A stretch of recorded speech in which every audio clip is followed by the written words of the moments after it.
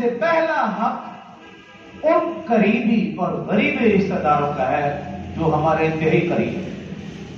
یتیم ہے یا کوئی خاتون بیوہ ہے یا ہمارے کوئی قریب غریب رہتا ہے، پہلے اس کا۔ اگر آپ سمجھتے ہیں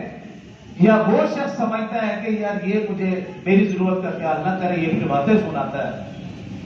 یا آپ سمجھتے ہو کہ وہ میرے اس زکات کو قبول نہیں کرے گا، اچھا نہیں سمجھے گا،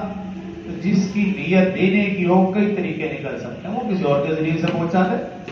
ضرور بتانا ہے کہ میں نے ہی آپ کے پاس زکات دے دی ہے، میں نے ہی یہ راشن دیا ہے، ضروری تھوڑا ہے کسی اور کے ہاتھ دلوا دو، بھائی خاموشی سے اس کو دے آؤ،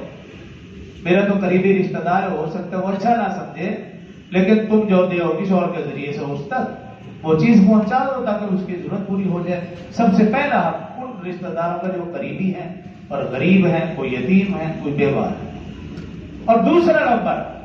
جہاں آپ جاتے ہیں، مثال کے نماز کے لیے آتے ہیں تو اپنے نمازیوں میں نظر رکھیں،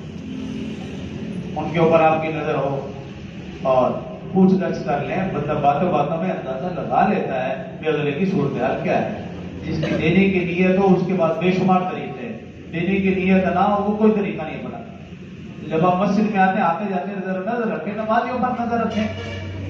بے شمار لوگ ایسے ہوتے ہیں جو ظاہر ہونے ہی نہیں دیتے لیکن ان کے اندر کی حالت بہت مختلف۔ پھر جہاں آپ کا کام کاج ہے، اگر فیکٹری آپ کے ماتحت، کئی لوگ ایسے ہیں جو مستحق ہوں گے،